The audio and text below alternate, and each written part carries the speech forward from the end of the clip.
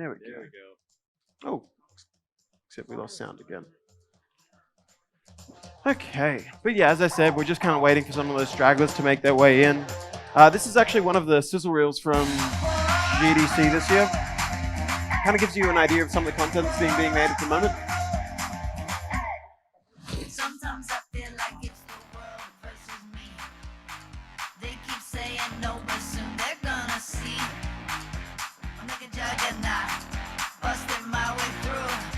I wanna reign supreme, cause I was born to rule. It's like I'm invincible. Just try and stop me. Yeah, I'm invincible. Just to watch me, I'm the original. In my own yeah, I'm invincible. Whoa, oh, oh, oh. Hey, hey. Whoa, oh, oh, oh.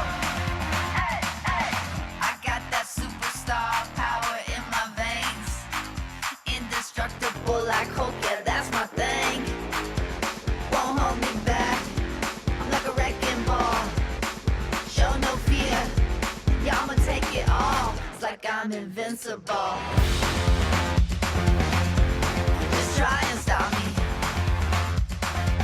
Yeah, I'm invincible. Just to watch me. I'm the original. In my own yeah, I'm invincible. Oh, oh, oh, oh. Hey, hey. Oh, oh, oh, oh. Hey, hey. Oh, oh, oh, oh. Oh, oh, oh, oh. Hey, hey. Hey, hey.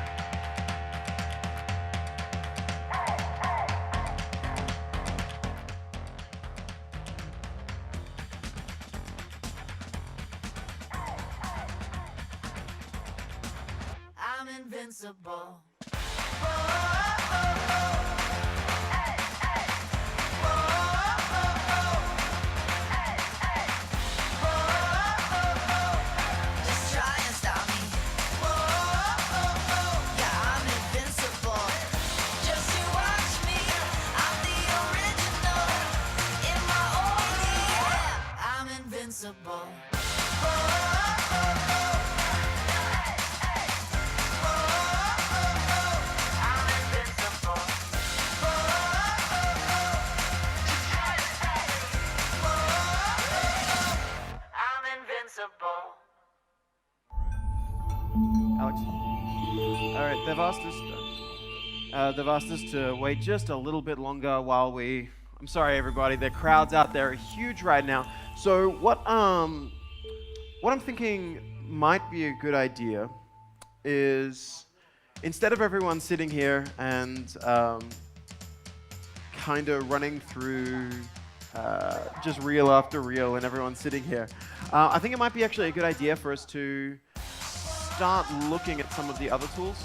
So I'll still continue this proper session in about 10 minutes time, once again we've allowed some more folks in.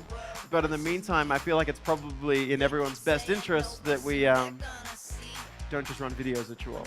So what I think's, for anyone that is in the room already, we're going to do a brief introduction, but we will be starting the presentation in earnest in about 10-15 minutes, okay? So the reason I'm thinking that's a good idea is, yeah, it's just going to be a bit better for everyone. We can educate people a bit more thoroughly, and it means that we can make the most time of what we've actually got, and then we'll start the presentation at its correct time in just a little bit.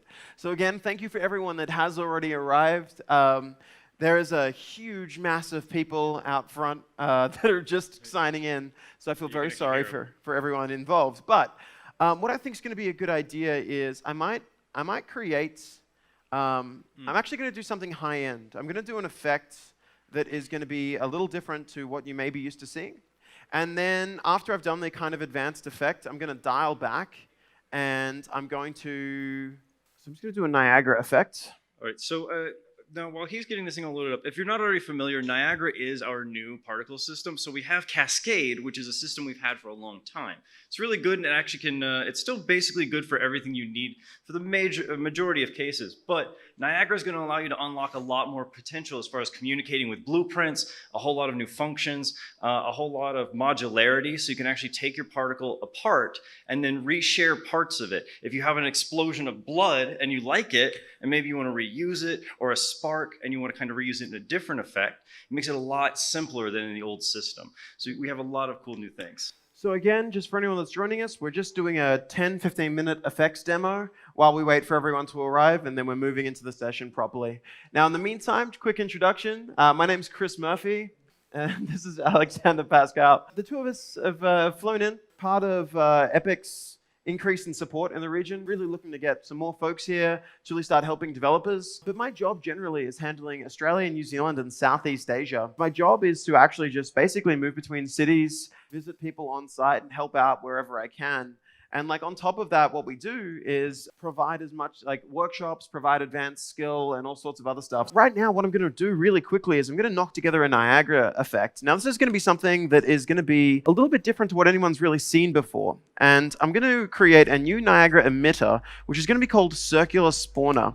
Now, the Circular Spawner is going to be an emitter that's going to create just a big old ring of particles. Now, can I just quick get a show of hands of people in the room as to who here has actually used Unreal Engine before? Unreal users, Unreal users. All right, there's a few of you. That's all right. nice. For anyone that's unfamiliar with it, we're in a bit of an awkward time period whereby we've had an effects system that's been wonderful for the last Cascade. 13 years, and it's called, Cascade.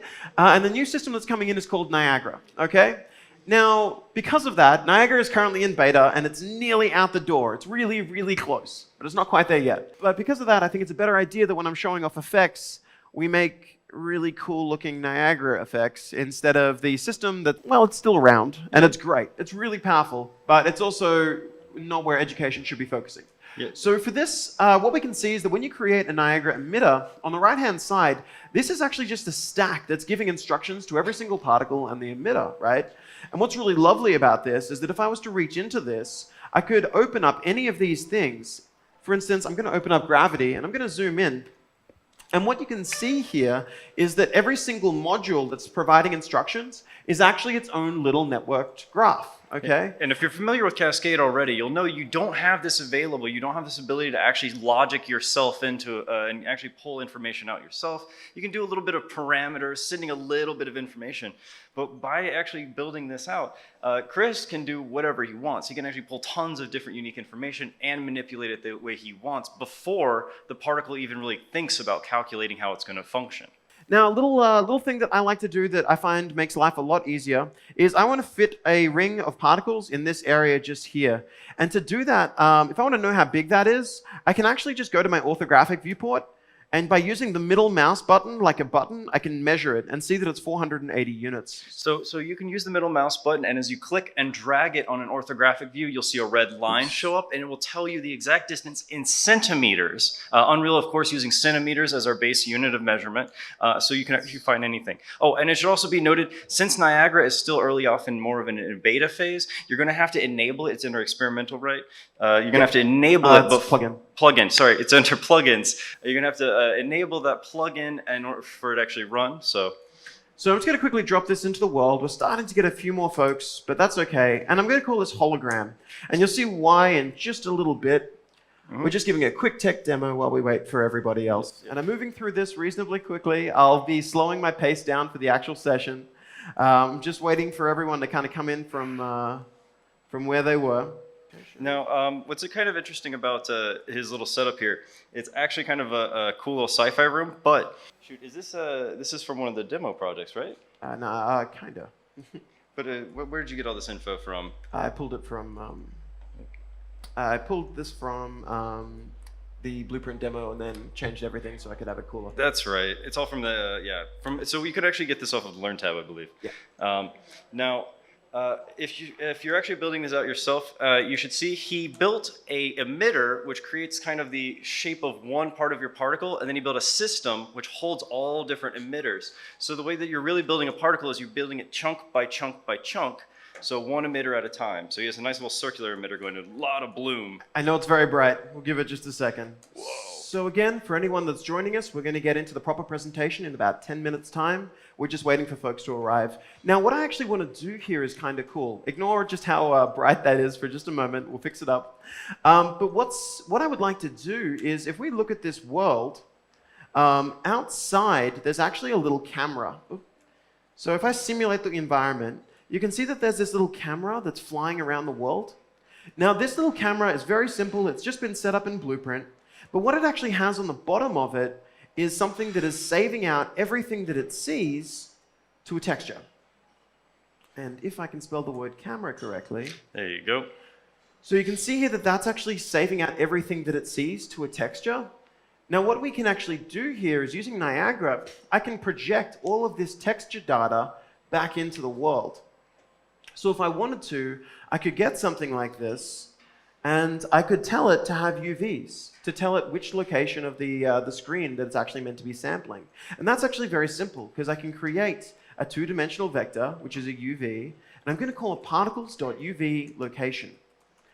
And if I want to set that to be a random value, so it's a random dot on the image, I literally just type in the word random and move on with my life. Yeah, Unreal has a lot of pre-made concepts in there. If you've thought about how games make something before, remember, we make our own games too, so we've probably made that exact same thing. So try searching in our documentation, try searching through the search tabs. You might actually find we built the whole thing before. You don't need to reinvent the wheel. Literally, we have wheels as a concept that you put on a car that's already pre-made. So you don't have to reinvent the wheel at all. Now, again, we've just got about 5 more minutes before we start up properly. But in this situation, I actually want to go ahead and I want to use an expression to just test that my UVs are working. So I'm going to create a float3, set up as particles.uv location. And we can see here that it's generated a grid. So every single one has a position in space between 0 and 1. Again, this is more advanced than some of the content we'll be covering in about 5 minutes' time.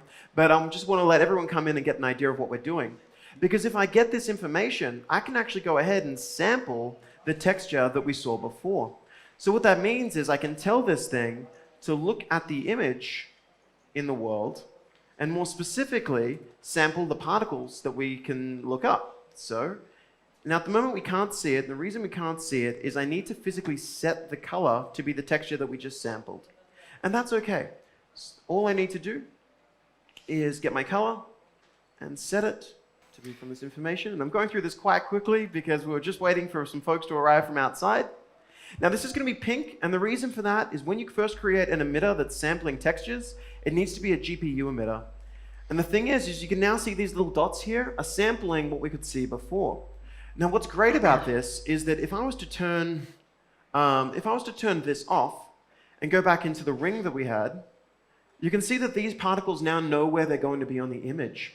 And what I love about this is that if I was to go to my particle update, I can actually use a function called recreate camera projection. And recreate camera projection allows me to get the depth value and the angle of a lens to reproject it into the world. So let's have a look at what that would actually look like. So if you're already feeling kind of overwhelmed, don't worry, that's the point.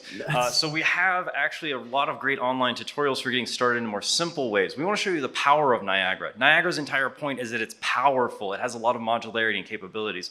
But if you just want to make something simple, it's great for that too. We have a lot of these little community-made tutorials. We're creating more tutorials every day. Try going to docs.unrealengine.com. You'll find a lot of good resources there for getting started. Almost. So with that being set, that being X, and this choosing the alpha channel. Cool. All right, that worked. All right. Let me just crank up the number of particles so you can see it.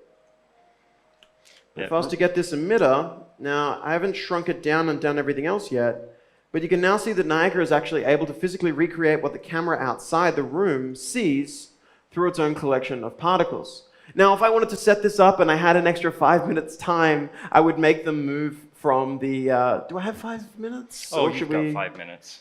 It looks like we've got enough of an audience now, so Okay. I think All I right. might get into the actual session. I just wanted to kind of build some stuff and let people kind of see some of the tools that are very close to getting out. So I'm going to close this down, and I'm going to launch over to the actual presentation, so today's actual content. Let's fire up again. All right, so hello everybody. For anyone that's just joining us, my name's Chris Murphy, and this is Alex Paschall. The two of us we've flown in from different countries, believe it or not. Opposite sides of the world meeting here. This is our midpoint, actually. He Yeah. came from the States, I came from Australia. Yep. And what we want to do today is we want to do a prototype speed run. So I'll be honest, there's this really frequent feedback that we hear from developers that have actually never used Unreal. And they always say the same thing. They're always like, I hear it takes a while to build something. And I die inside every time. It's so fast. Because- So fast. Because what happens is we have a system called Blueprint. Now, Blueprint is very much aimed at your game designers and your artists being able to contribute back to projects. And that's really what today is going to be about. It's going to be about how we can build a project really, really quickly, get a prototype up off the ground. But before I go into that, I just want to see who in the room is a game designer? Designers, you're coming up with mechanics. Wow, there are some hands that went up like yay far and did not want to get singled out. This one's very proud. Yes. That hand went all the way.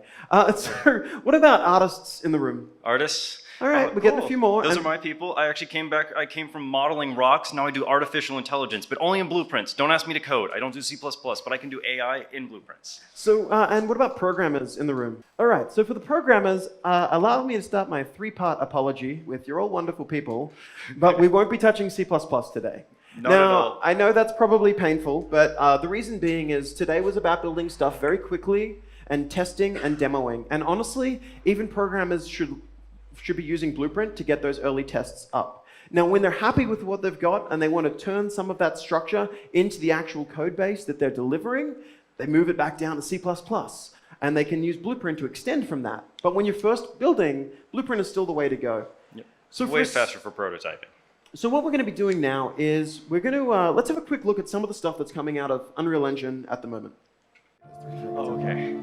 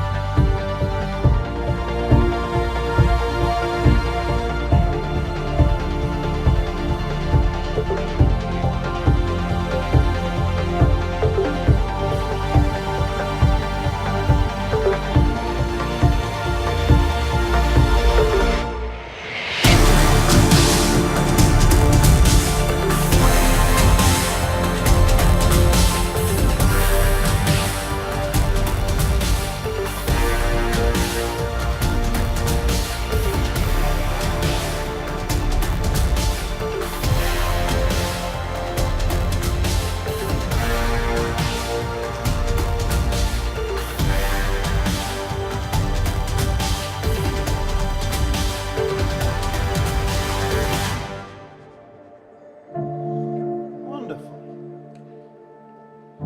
So, what is this session? So let's have a look at the plan.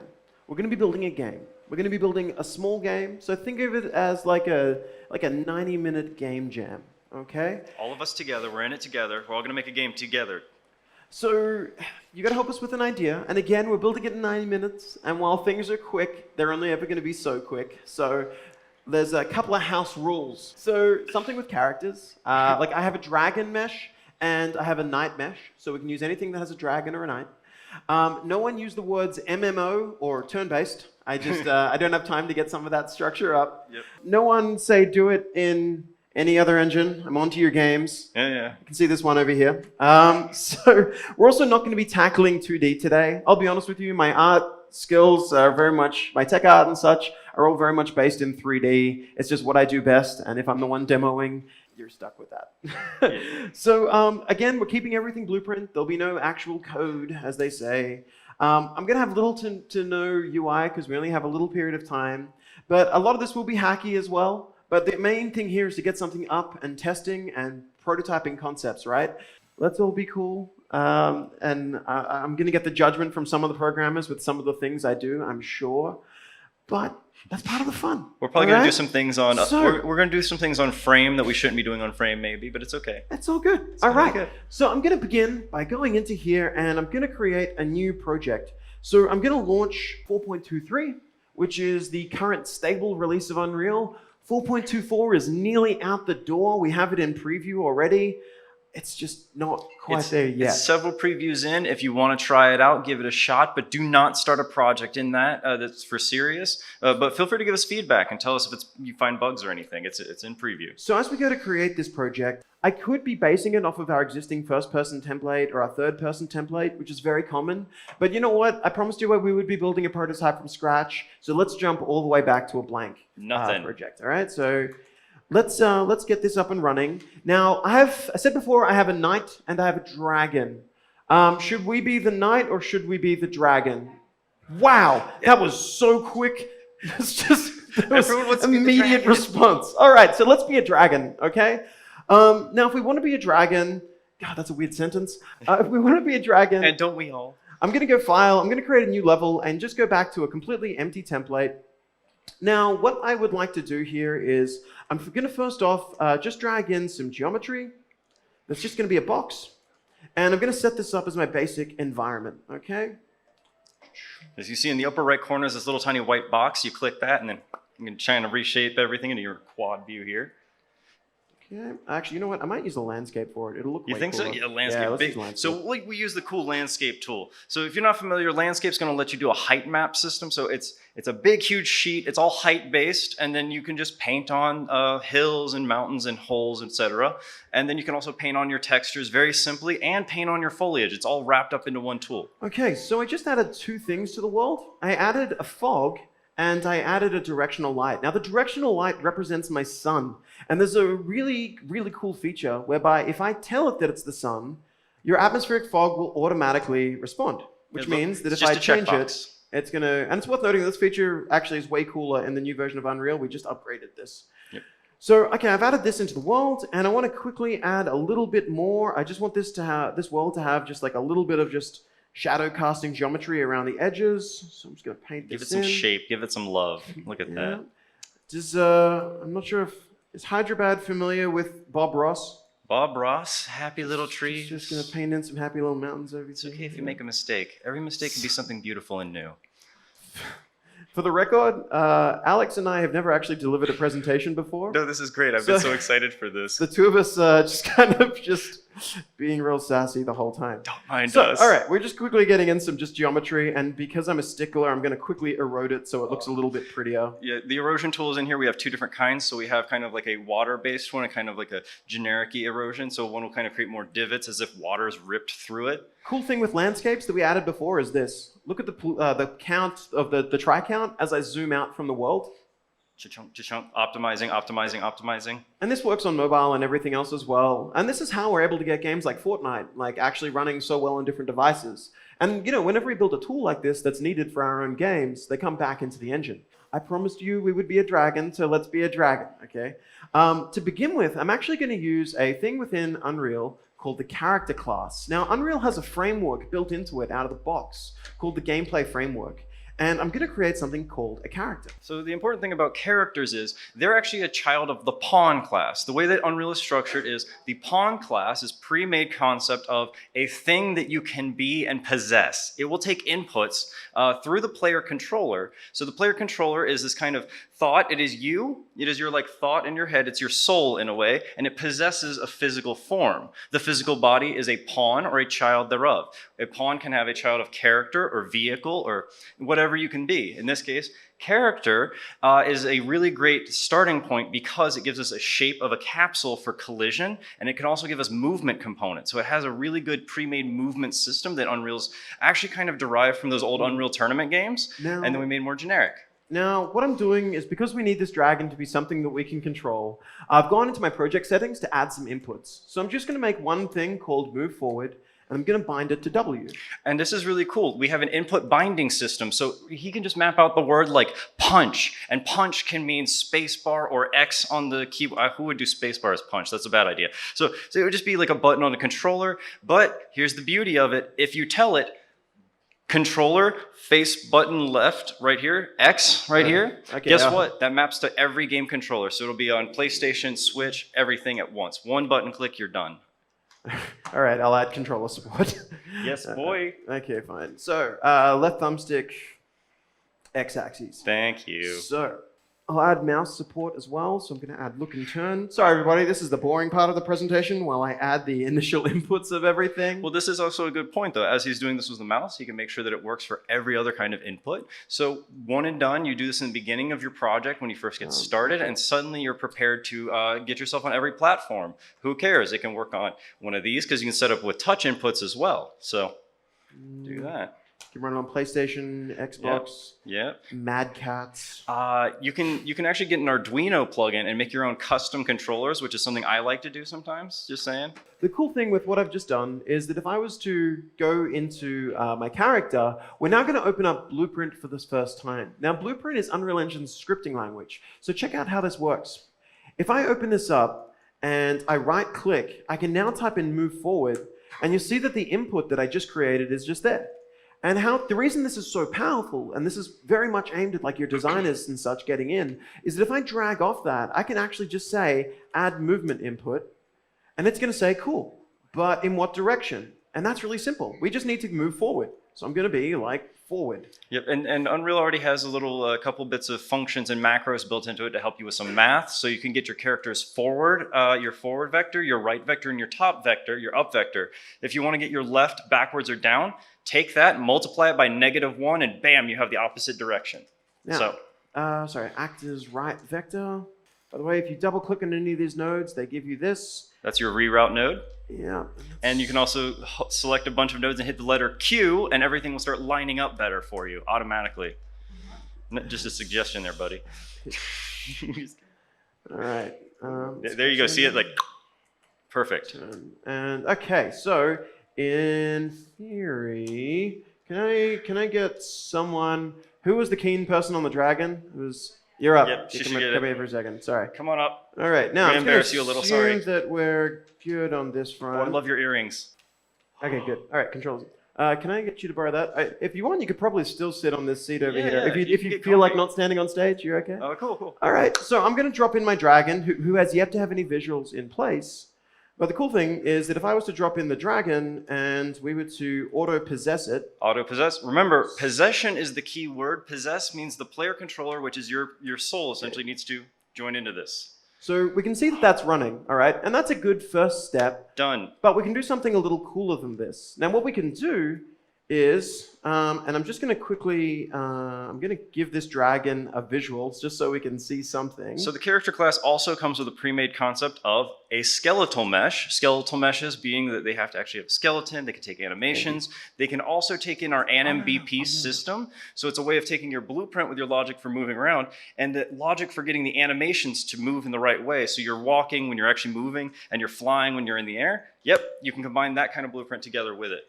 Now, what I've done is I've just quickly slapped on a mesh, but there's a nice little feature that's also built in called game modes. Now, this is used in the game normally to control like what everything, like all of the rules of the world. And I'm just going to call this dragon game. And if you're familiar with the concept, a game mode is a singleton. It can be accessed by anything, so it's a good place to store information temporarily. It does get removed when you unload the level, so just keep that in mind. But it's also what determines what is the player controller and what is the an original character that you're going to play as. Now, the reason I did that is that I've gone ahead and by binding a button to just F, I'm going to call a little function called create player. Okay, you don't have to actually bind all the inputs. He just typed in, keyboard F. You get the idea. So I'm going to hit play. All right, and now I'm able to run around and everything's fine, right? But I'm going to hit F. There's two of them. It's Yeah. multiplayer so mode. Immediately, we're actually able to start getting split screen in. And obviously, our dragon doesn't look particularly great right now. But the cool thing is that because we have all of this framework set up, I can hit F again, and we would immediately be able to have 4-player, right? Like, this logic is just built in. And this is why it frustrates me when people tell me that it's tricky to get things up and running. Because let's go further. I'm going to use you a little bit later on, but we're probably good for the minute. So thank you for that, for the meantime. Thank you. Hey, hand everybody. All right. Yay. Yay. Thank you. All right, so we've got our dragon. Our dragon's looking okay, but I kind of made it first person, and first person dragon is kind of weird. We want to get that camera back, right? So to fix that, it's actually really easy. What I can do is back in the viewport, I enabled a nice little option called owner no see, because if owner C was turned on, this is what we would have seen. No, we're inside the dragon. Yeah. So, but that's okay, right? Because all we need to do is go back to here and say, hey, we could go ahead and we could add a camera. And this is what a lot of folks do. You know, they just slap a camera in and they hit play. And they're like, dragoned. But here's the thing. This is a really important aspect. Don't do what I just did. Okay? It works, but it's not really how you should be doing it. No. Because if I delete this camera and I add what's called a spring arm, now it's a little tricky to see, but a spring arm, what it does is it goes ahead and draws a line out from the back of where it is. See this little red line that's coming out? It's kind of hard to see. Oh yeah, it's easier to see up there than it is on here actually. So this is actually really cool. Think of it as a big stick. You want to put something on the end of it, and then that makes it easier to kind of pivot around that point instead. Now the reason that's useful is this spring arm, if I had some geometry, let's go ahead and just quickly like splice in like a really like hardcore wall. So we've got that wall in the way, right? If I was to hit play, and I was to do this, you can see the spring arm automatically shortens itself so that we don't get a terrible camera, because obviously that's what we want in every video game. Yep, no one wants to clip in the we've wall. set that up, but the next thing that I want to do here that makes it feel good is I can literally go to this camera and I can say to the spring arm, hey, I want to enable camera lag. And what camera lag will do is now when I move left and right, notice got that little bit of catch up, because every game really kind of needs this, right? So of course we were going to build it in.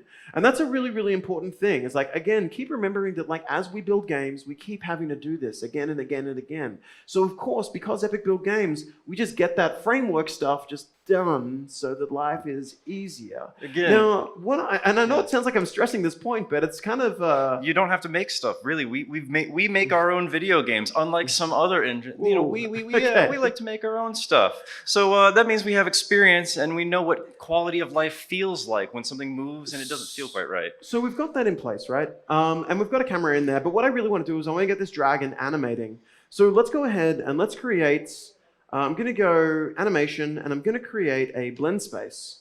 And I'm going to call this BS underscore dragon ground movement.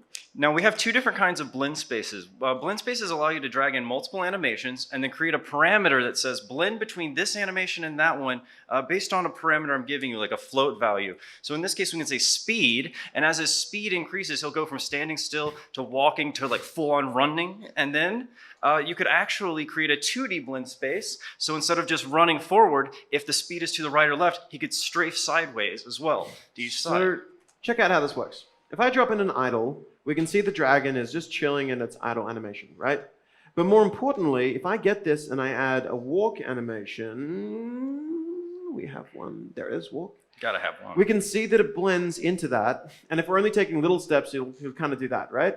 But more importantly, we can then go ahead and add like I think there's a run anim. Yeah, there is, right? Yeah, so we can now go from that to that, and then up to like a full-on gallop. See that?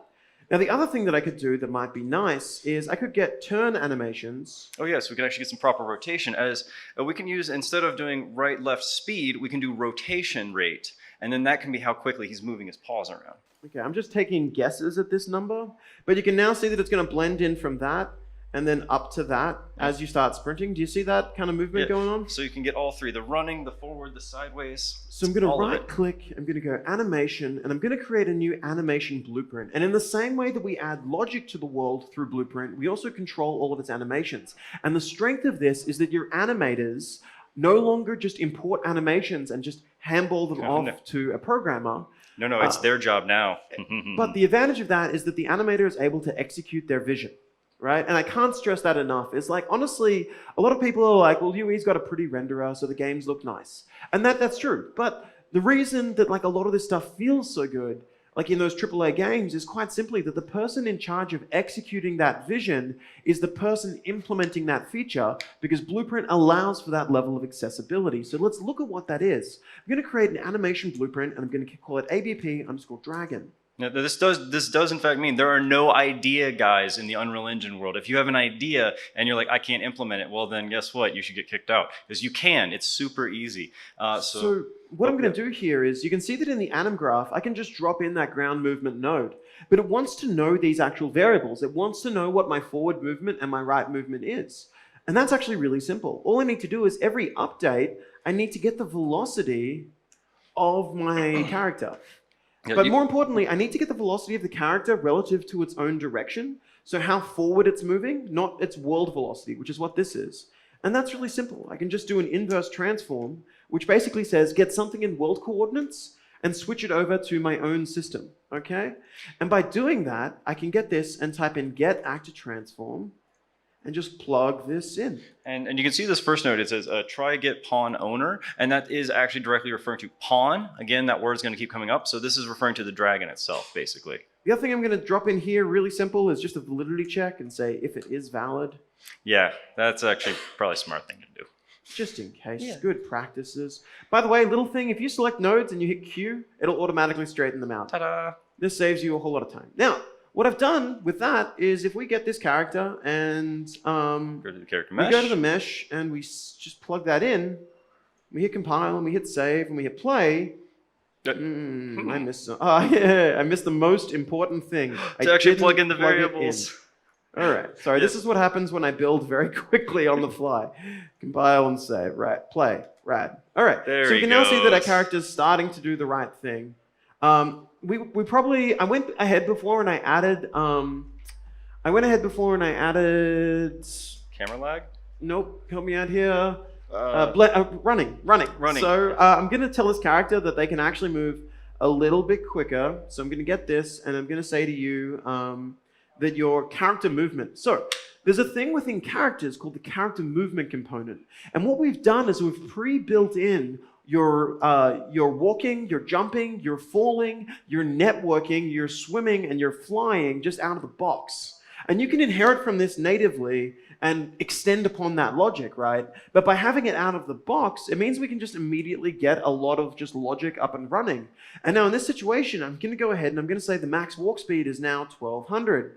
So remember before he was doing a little bit of a trot, but now we can see we've got a bit more of that going on. So we can see that this dragon is starting to behave a bit more like a dragon. That's a weird thing to say out loud. Yeah, it's a dragon behavior dragon, of course. Okay, so we've got that going on, and that's a little bit nicer. And we can kind of start seeing that that's right, okay? So the next thing that I want to do is this dragon's got wings. So should we make it fly next? Yep. All right, so I guess we'll go for the flying. Flying's going to be really simple because all I really need to do is I'm going to go back to my project settings. I'm going to add another input, and I'm going to call this jump. And you'll notice he's got input axis down here. There's axis mappings and action mappings. Action mappings are going to allow you to hit one button and it fires off like a punch or an attack of some sort. And axis is constantly updating as you push and pull buttons. So that's much better for if you have controller joysticks or if you're constantly checking to see if they're moving forward or backwards, as opposed to just the one and done hits of an action. Yeah. The cool thing is because jump is built into the character movement component, I yeah, can that's all pre-done. literally just type in the word jump and bind it to the thing that I just made. I'm going to add some velocity to this so he does a bigger jump. Yeah, there's literally a thing in here that says jump max count, and that's double jump, triple jump, etc. Just crank the number up. So we can see that the jump is working, right? But I said I want to be able to fly. So to do that, it's actually going to be really simple. What we could do, if we could see is falling. So if the character is falling already, what we could actually do is we can create what's called a branch. Now, what this means is that if the character is not falling, jump. If the character is falling, we could then set the movement mode To fly. to fly. Now, this is actually really important. See how it says falling? The red line coming out of it is a Boolean. Everything's color-coded in Unreal, so your Boolean values or true-false values are red. And actually, the branch is an if statement in C++.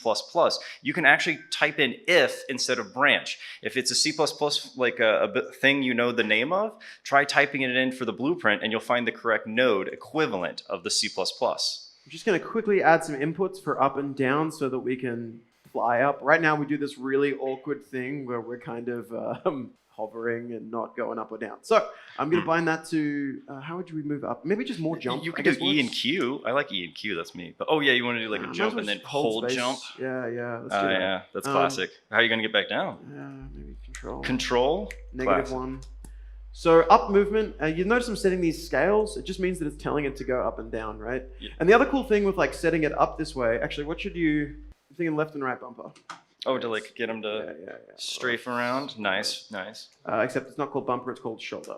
Shoulder, right. Left is down, right is up. Yep. So you can see he's actually got the space bar also mapped to this. You can map out the same keys to different things. So contextually, you can change what's firing off. Like space bar can be jump, and it can also be fly. Oh. You just gotta, oh shoot. No, I just forgot to add. And the same way that I'm doing the movements for the other ones, I now need to input movement up.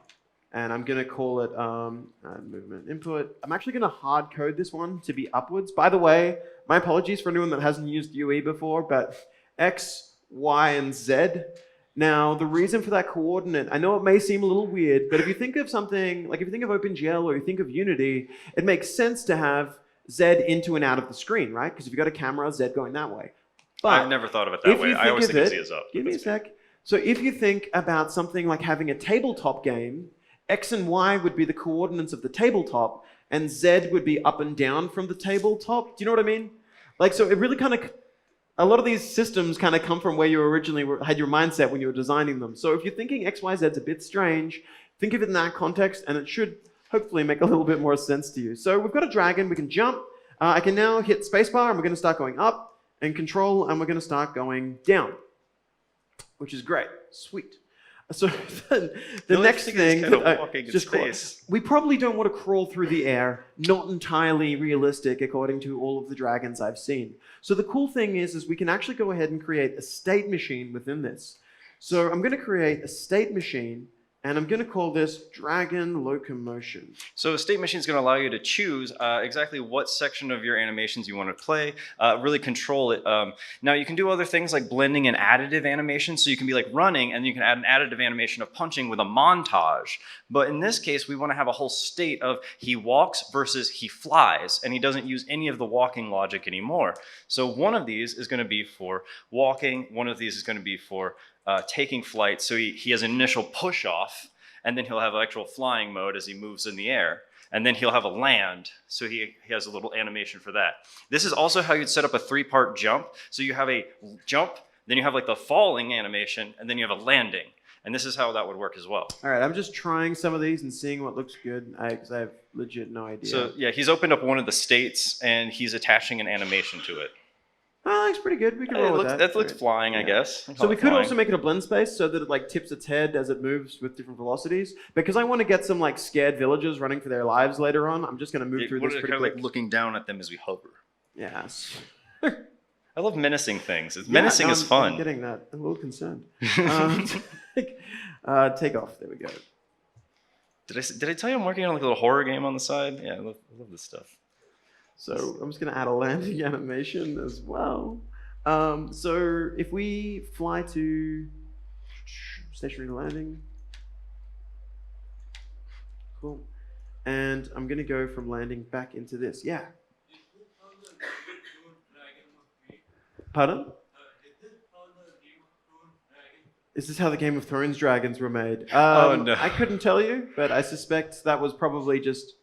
I think that was all just from scratch. Raw animation. Yeah. But what we can do is we can add these little states, right? So what I'm going to do is I'm going to create a bunch of little variables, and I'm going to say, because I cast a dragon. Yeah. So now instead of doing his valid check, he's got a validated cast. So this is a way of checking that is the class specifically. Now this output node here where it says as character. That's actually going to, wait, does it say character? Yes. Yeah, it's actually going to allow him to pull information out of the character. You can think of that as a pipeline into the logic where you can reach through and pull out data straight from that class. So it gets a little more precise. Quickly check these variables. I'm going to say dragon is falling. Yep. So that's the same exact Boolean value that we just saw on that branch. So you can get this logic through here. It doesn't automatically share it. You have to find a way of pulling it through. I'm going to do is flying. I think that's it. Yeah, there is. I'm going to say dragon is flying. And you can also right-click any of your outputs like you just did and say promote to variable to instantly make a variable instead of having to go through the process of making a new one. It can be a little bit tedious to make variables in blueprints versus C++ if you're familiar with it. C++ is name, value, etc. Here you have to do a little setup. So that's way faster method. This will work. So I'm going to say if the dragon is falling, flap its wings so it doesn't look ridiculous. Yeah. So these connectors, the way that you flow, if you're familiar with state machines, you have to have a value that a Boolean that flips that says open the gate from one state to another. So he's just setting up the logic in these little tiny circles that say what is the Boolean that we're looking for, basically. Again, it's red color-coded Boolean. By default, unchecked is false. That's what that unchecked box means right there. Take off. All right. The current Animation. time remaining in my takeoff animation. So sometimes you just want a state to last for a moment. Like when you initially pushes off, that's a state, but you only want it to last for as long as the animation. So he's making sure that when the animation is under a certain amount, which is a fraction of a second, you're basically done with it. So blend on into the next animation. And the blending is done automatically between these states. Unreal's going to handle that for you. It's all good. So flying to landing is going to be if this and this, so if this, so if either of them are true, and it's not that, I think that makes sense. Yeah, so this is like if you're doing your if statement, you have all your little ands, ors, but this. Easy to do in here too. So And last little bit. Animation, if the current time in the stationary to landing. Once again, if the animation is done with the little landing animation, let's go back into walking because clearly we're done flying. Okay, I think this will work. Yeah, just underneath 0.01 or like 0. No, it's going to say if it's less than the current animation time with the crossfade time. Ah, that's even fancier. Normally, I normally put in a magic number like Super. 0.0001, so it's like super I tiny. didn't plug it in. Man, Oh, I've done that so whoopsie. many times today. All right. There it is. Yep. Make sure that all of your little white lines are connected. Those are your execution lines. There he is. Boom. Ah. All right, so that's working now. We don't have a way to land. So let's quickly get in some landing for our dragon, right? So what I'm going to do, there's a few ways that we could do this. I think the easiest, cheapest way is going to be whenever I hit like a crouch button, so whenever I hit control and I'm like, okay, whenever I press left control, I'm actually going to do a trace and see if there's ground beneath me.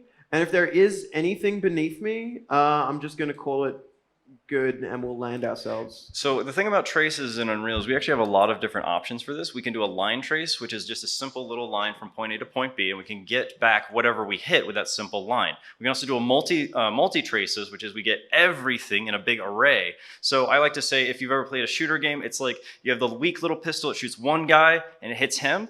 Then you have multi-line, which is like getting the great big silver magnum gun later in the game and it shoots through all the enemies. That's like a multi-line trace. We also have shapes. So he's going to do, you're doing a line or a shape? I'm going to do just a line. Just a simple line underneath. I'm going to do a line, and what I'm going to do is I'm going to subtract a value from it. So if I subtract 2 meters from it, it means that when we press crouch, it's going to do a line from my actor's location to 200 centimeters below my actor's location.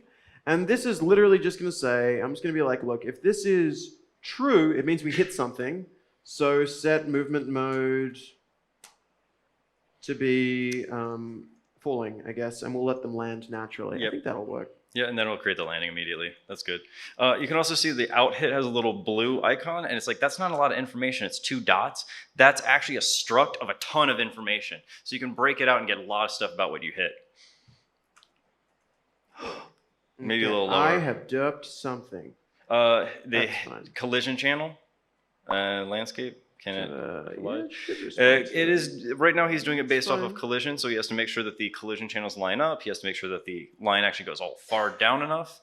So it could be either that the distance needed to be further, or it could be that they're wrong collision type on the ground, because we allow you to do lots of collision channels. It should also be noted you can do shape traces. So if this line is too small, then it's kind of missing stuff. We can put in a box and do a whole entire volume of trace. We could also do a sphere of trace.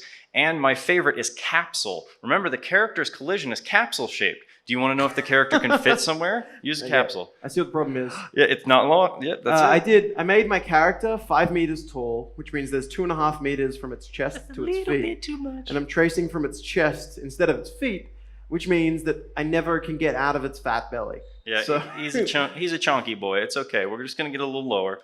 So let's do that again. Okay, so Yeah, he's flying and then he's running again.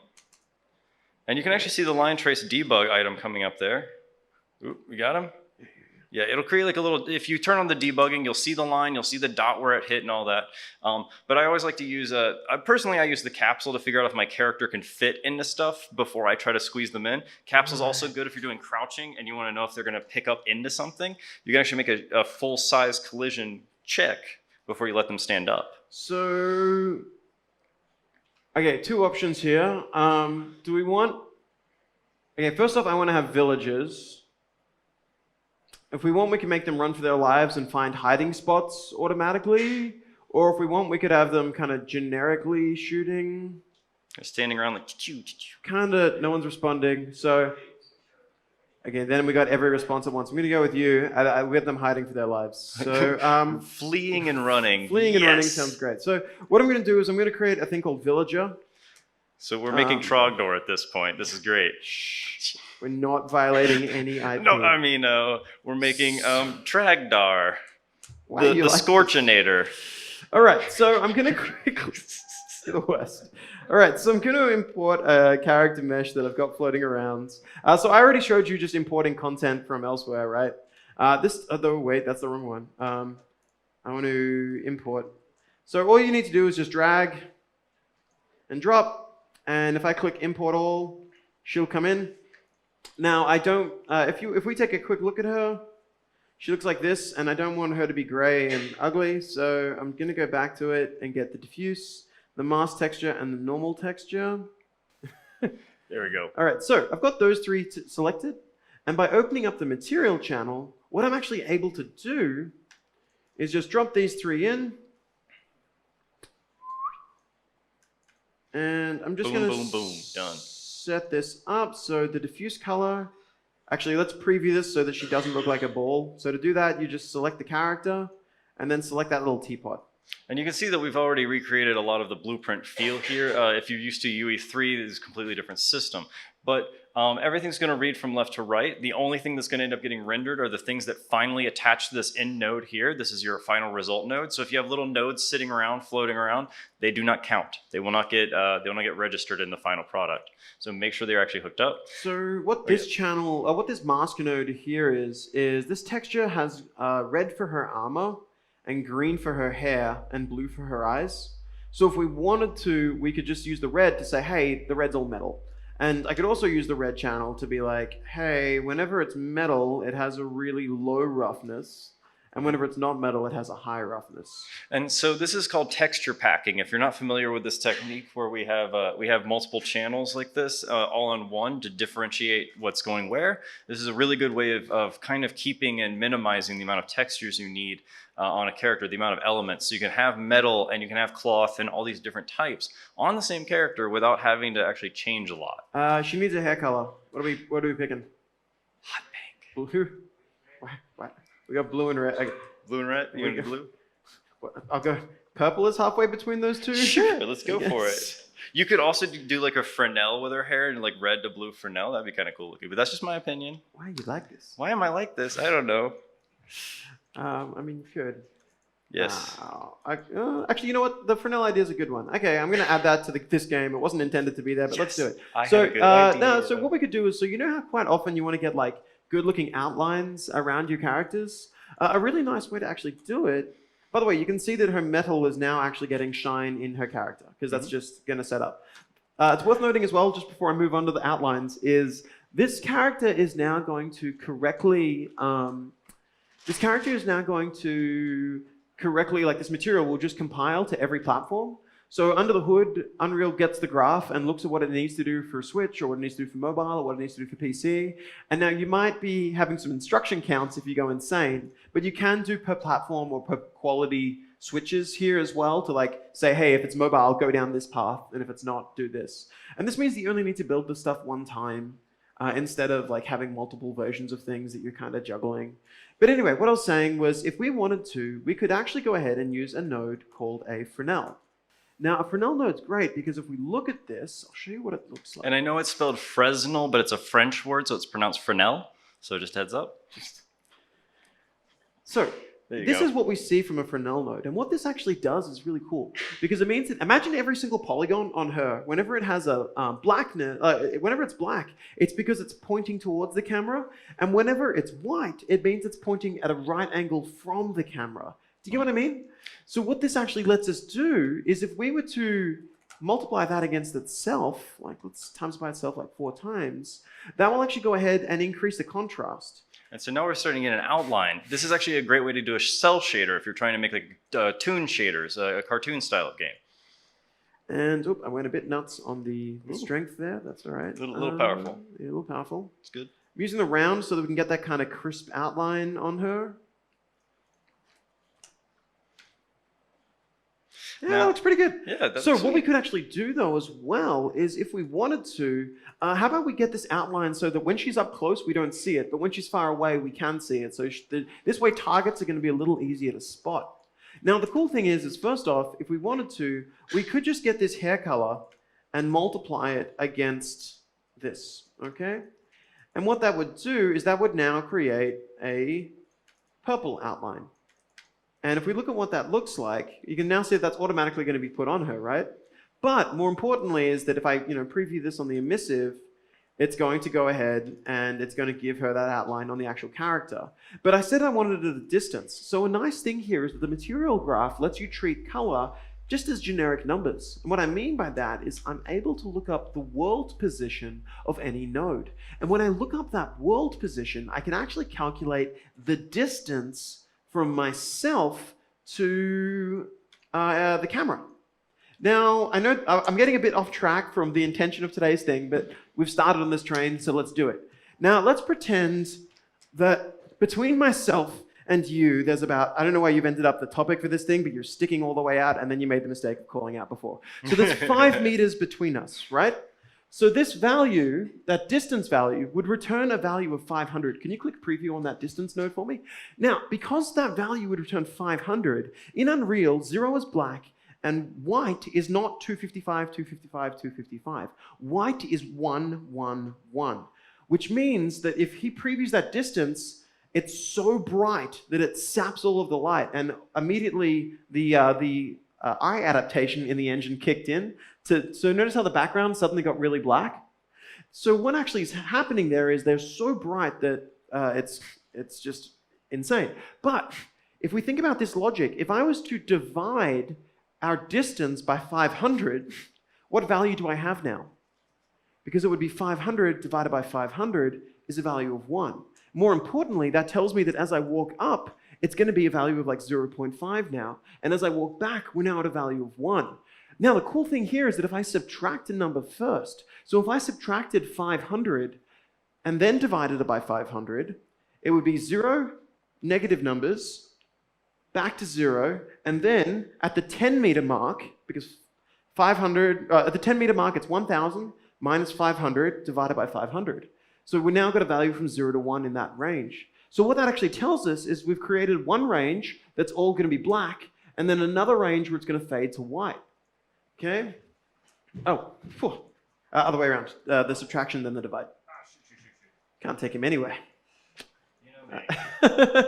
So what that actually lets us do is then create something that's going to fade it in. Okay, and fade it in, fade it out, multiply it against it. And now, if we were to look at this, just a sec. So it's black, and then as I pull out, we get that 5 meter fade between those two things. Now, the nice aspect of all of this is that if I saturate this, now, so just for the record, a clamp, whenever you clamp something, if you give it 2 numbers, a minimum and a max, it's not allowed to go below the minimum, and it's not allowed to go above the max, okay? Now, what that means is a saturate is a clamp between 0 and 1. It's a really simple little node, and it's free on most modern GPU hardware, so I like to use it. Now, if I multiply this against this... Yep, so we got the Fresnel coming back in. That's now going to bring the outline in at a distance. It's a little tricky to see on that screen. You can probably just make it out, but that's okay. Let's multiply this by like a really bright value. Yeah, there's like a handful of pixels, so maybe a couple more.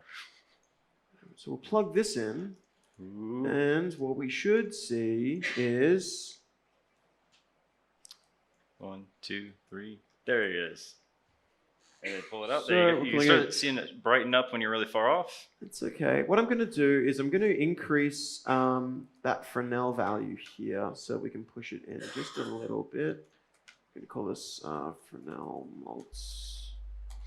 And you're bringing this one as an actual parameter now. Yeah, so he's got this parameter. What you can do in materials, in the base material like this can have parameter values that you can then make an instance of this material where only the parameters are exposed, and you can make different derivative children of it. It's very easy to then manipulate and create lots of variations of a similar thing. So if you have a really good cell shader, but you want to make one that's orange and one that's blue and one that's red, and you want to have a different thickness of lines, it's easy to control with parameters. All right. So she's now got no visible, not in there. So we've now got that like nice little thing. But the important aspect is, once again, is this is putting the artist's ability to deliver in the artist's hands. Not having a discussion from an artist to a programmer kind of describing and using hand gestures and color concepts and hoping that they get it. This allows you to have those people that want to implement the feature implementing the feature.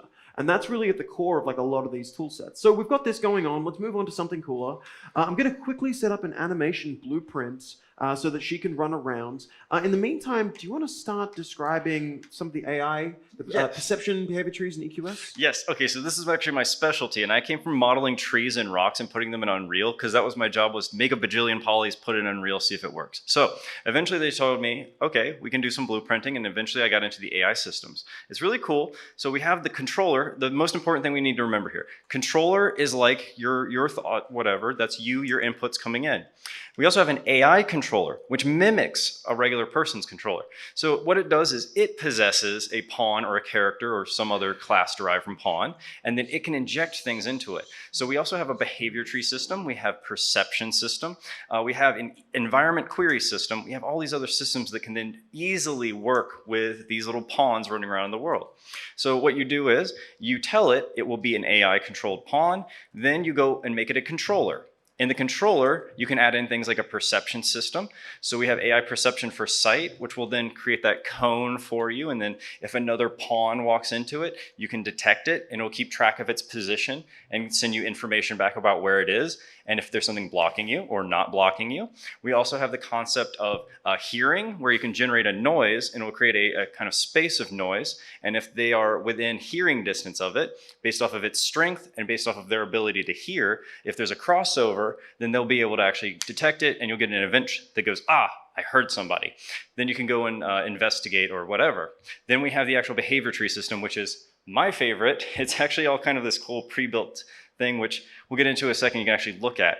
But it allows you to say, when conditions are met, we're going to change what we're doing. It's like a state machine, but it actually allows you to have a lot more control and a lot more organic flow of AI. That one's probably going to be pretty easy for us to show them in just a sec. I love Can you that. describe the perception system, just So- while I'm quickly getting this part set up? Yeah, so basically the perception system, the controller, when you have it possess this AI, it will follow it around. It will create this nice kind of area around it. So if you have the sight kind of figured out, you can tell it how far out it can see. It'll kind of, you can shrink it in appropriately. You can tell how far away it can see.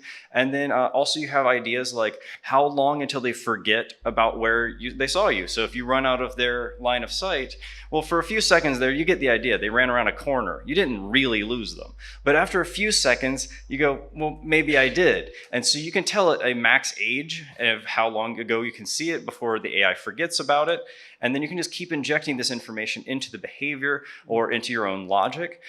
You can also create your own custom perceptions, which is actually a lot of fun to do. You can make like a smell perception where if the AI gets too close to something that's constantly generating a perception trigger, it's like, oh, ooh, that stinks. I walked too close to this, and it will kind of avoid it. The perception system has basically this kind of infinite concept of things like you can have touch, you can have the detection of allies and stuff like this. One of its detections is actually called prediction, where it tries to detect where something is and also kind of ahead of time, like if you're doing multiplayer or if the player is moving fast and you want to kind of get ahead of them. In addition, you can, gosh, I'm trying to think. It's basically like a massive system. You can also tell it who its allies are and its enemies are through C++. You can say, Don't bother with these guys, they're all your friends. But if you see an enemy walk in, i.e. this guy, then freak out, do something. Did you point at me? What? No, you're not my enemy. No, we're neutral class. Remember, neutral and neutral. So you can also mark things as neutral, things that are like a ally NPC. Right. So your friendlies, you might be able to give them orders. Your AI might try to push them around. But the neutrals, they know, don't attack them, don't try to push them around. They're doing their own thing. So we're going to create that behavior tree that we mentioned just before. And a blackboard. The blackboard also is the container of all variables that you'll use in your behavior tree. Now, before I turn this on, like before I start working with the behavior tree, I'm actually going to turn on another feature. Now, that other feature is called EQS.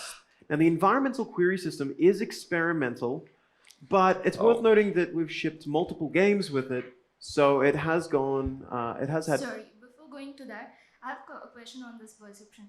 So if we have, like say 100 of NPC characters in the level, so how heavy is this perception? Do you suggest using this at that time or not? So the perception system actually, to my knowledge, how it runs is it asynchronously every frame it runs a different perception test. So it actually doesn't technically check your sight and your hearing and everything all the time at the same time. You can automatically set up its like how frequently it should check for each player, and then it cycles through them independently of one another, which helps it being it stops it from being too expensive. But at the end of the day, if you have 100 of them or 1,000 of them, then you're going to need to more tightly control some of those things, like deliberately turning it off at a distance and things like that might be a good idea. I would actually recommend, they did a really good talk on the Hitman games and how they're handling hundreds of thousands of people. And basically it's like the closer you get to the AI, the smarter they get. And as they get farther and farther, they just kind of wander around and bump into stuff, but you can't see it. So we've got the knight in place. Now, I want to be really quickly upfront about this. If I was to get this villager that we have, and I was to put her in the world, like to begin with, if we wanted her to aimlessly walk around, she's not going to go anywhere. I mean, it's pretty easy to kind of get that going, right? So I'm going to add a thing called a nav mesh bounds. Now, what a nav mesh bounds does Did you hit P to do it? There it is. What do you think I am? Yeah, there you go. Super professional. He's got it. No faith in me here. Yes. So this actually goes ahead and it runs a little person around, basically, and figures out everywhere that knight could go. And it uses that to power their navigation.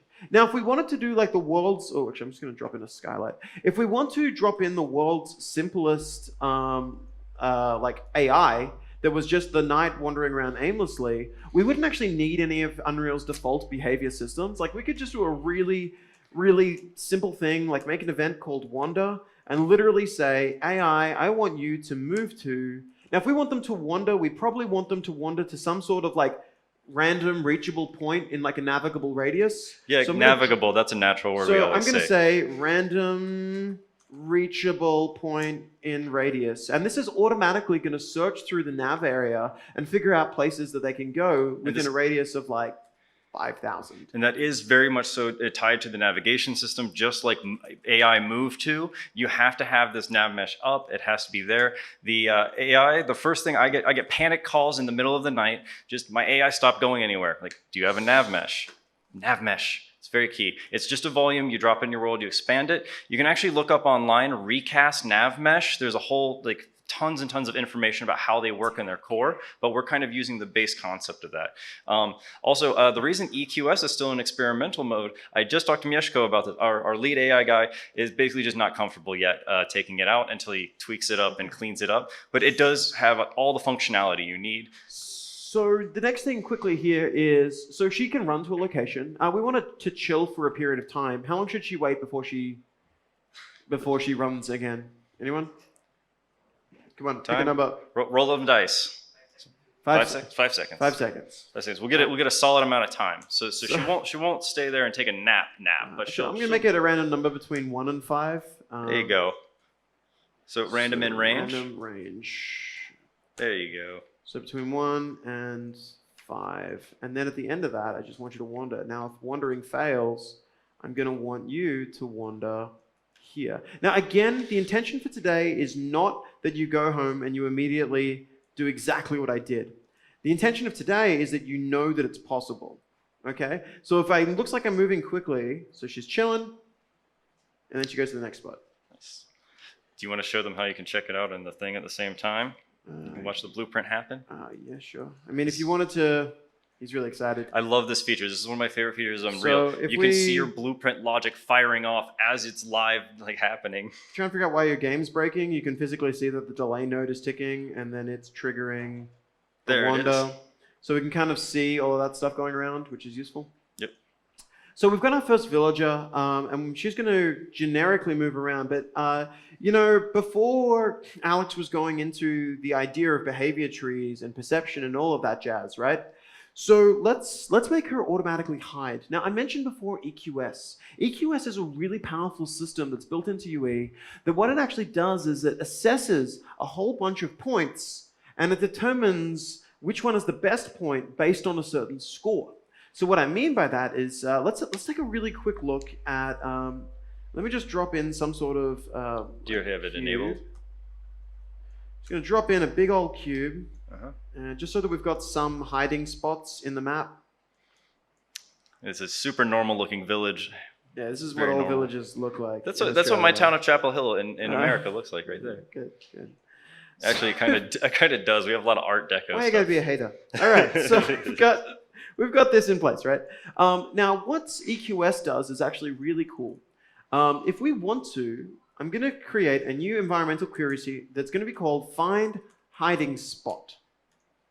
Now, Find Hiding Spot works like this. Now, to preview it, it's a little clunky, I'll admit. You need to actually create an EQS preview actor. Yep. So my apologies on this bit looking a little clunky. So yeah, we have this little guy, and you basically put him in the level, and he acts as if this is the guy making the query and trying to figure stuff out. So you put the little pawn in the level and go, hey, find somewhere to hide, and then you can kind of get the idea of where it would find a hiding place if something was to run that query in that location. So in this case, I'm just going to quickly set it up. Now, how this works is, so I've set up Find Hiding Spot, and right now we can't see anything, and that's fine. Because what we need to do is we need to say, hey, I want to assess the world and look at a bunch of locations. So I'm going to get this, and I'm going to say, hey, I want to form points in some sort of grid. Yep. So you can find locations as vector space, different points that you might want to find, but you can also look up actors as well. And I actually use this for an AI village where all of my villagers, whenever they want to find the next resource, like mining gold or finding food, they'll run an EQS, and then they'll find the food or gold that is closest. They can reach it. There's not an enemy nearby it, and they can also get a tool to make it there as well. So you can actually check a lot of different conditions, and then it will give you the best options. So in this case, it's going to be assessing all of these points. See that? You can see all the little dots. It's a little tricky to see from there. They're kind of blue, so I'm sorry about that. But if I right-click and add a test, so let's say that the first thing I want to do is I want to get the tests, and I want to say, hey, I want to score them all according to distance. Now, what this is actually going to do is it's going to say to it, anything that's close is a score of 0, and anything that's the furthest away is a score of 1. So it actually normalizes automatically. Now, if we want to look for hiding spots, do you think it's better for us to find the furthest away hiding spot, or should we find the nearest hiding spot? Wow, that was unanimous. Okay, so you reckon nearest. All right, so because I legit wasn't sure which of those to go with. That's fight or flight. These guys are like, okay, hide or run. Hide, clearly. Okay, so if we're doing that, then that's actually pretty simple. I just get this and I flip it. So now it's inverse linear, so it'll get the closest one's a higher value. So you also have to make sure that you don't get the one that you're standing on top of as well. Now, the next thing is what I actually want to do is I can use EQS and I can say, hey, can any dragons see this location? That's a really weird sentence. But so if we want to do that, all we need to do is add a test that is a trace. Get disconnected. Pardon? Oh, yeah. Oops, thank you. That would have been confused me. So I'm going to add a trace, and we can trace from any object to them. So by default, it's the querier. So if we look at what that is, notice all of these blue nodes floating around? Yeah, That's that means because they've been those canceled. nodes can be seen by myself. I'm the querier. So what this actually says is if this person can see the node, consider it a fail. But what we actually could do is flip that on its head, and we could say, if a hiding spot is visible, it's better than a hiding spot that we can't currently see. Do you get what I mean? Yeah, it makes no sense. How did you know that there was a place to hide behind the wall over there? But we still probably want to run to them in the long run too. So I'm going to score them, but I'm going to score them the other way. And that's now, you can see that these close ones, see how they're green? but this one on the other side of the wall is yellow. That's because it's prioritizing any locations that it can see. You get me? Now, again, we can actually run through this because now I can do another trace that's a trace from all of the dragons in the world and say, then let's score it according to those things. So I'm going to get this, I'm going to add a test, and this is going to be another trace test. By the way, EQS is actually smart enough to automatically prioritize any of the things that filter out results and run them first. So it has to do fewer checks on the rest of what you're doing, which is pretty great. Yeah, so, it's basically better than sitting there and doing like get all actors of class, find all their locations, and trying to manually do this. So I Much need to more make performant. I need to make a manual query that is called. I need to make a manual context that I'm going to be is like all dragons. Yep. So these contexts are going to let you kind of choose your targets instead. This will be the new target. So this is pretty simple. I'm just going to go get all actors of class, find me every dragon. And what this is actually going to do is that it's going to allow EQS to query against every dragon. So I go back to here, and instead of testing against querier, I can now click all dragons. And you can now see how these points are all blue? That's because there's still a dragon in the world. So my dragon's over here, right? And any point that that dragon can currently see is considered just not acceptable. Yeah, just too dangerous. It's probably better for us to actually weight them instead of filtering them out completely. We could filter them. There's probably enough points. The problem is that once I take flight, I'm going to see most of the points. So she's not going to have a hiding spot. Therefore, it's better for her to just run away from the dragon, you know? So it's probably better for me to just filter it, to score them instead of filtering it. So I'm going to say score them. Mm-hmm.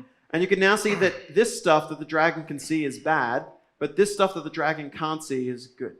Yep. And so as the dragon takes flight, like he said, it's going to score totally different. If you drag he can actually click the dragon right now, bring it up a bit, and kind of show now how that would change it. The cool thing is this. If I go to my AI and I create a behavior tree, which is what Alex was describing before, Yes. and I call this villager AI, I can open this up, and we can actually add some really simple little tests. But before you do, you need to think of the behavior tree as like the decisions that a character is going to make. And you need to think of the blackboard as the memory that the character has. Does that make sense to everybody? Yeah. So in this case, I'm going to create a new blackboard that's going to be called Villager BB for blackboard. And I'm just going to store a thing in it called move location. And back in my AI, back in my behavior tree, I'm now just going to quite simply say, all right, let's do this. So he's just made a selector node, by the way, and the way that this is going to read is it's going to read from left side to right side. Left is higher priority, so left should be like, oh God, I'm dying, please somebody help me, I need to run back home, I need a health kit, versus all the way on the right is, I'm totally healthy, everything's fine, I don't even see an enemy, I have nothing left to do, maybe I'll go wander around aimlessly. So actually, I'm going to do sequence first, and then we'll add extended logic. Yeah. Based on what we have. So there's a selector and there's a sequence. A sequence basically says fire off these functions in order, and as long as they keep firing okay, keep going. A selector does kind of the opposite, which says if you try to fire something and it fails, keep going down the list. So if you fail the condition of am I dying? Okay, we're not dying. Go down the list to the next thing. So you can see here that it's going to run the EQS query, which I'm going to give a nice readable name. It's just called like find a hiding spot. Mm-hmm. And like, I'm going to call this like panicked. Oof. Panicked? Panic? I can spell this Panicked. word. Yeah, it's got the K in there. That's right. Yeah, the K is weird. All right, so you can see here that if they're panicked, which we'll figure out how to do later, they're going to find a hiding spot and they're just going to move to it.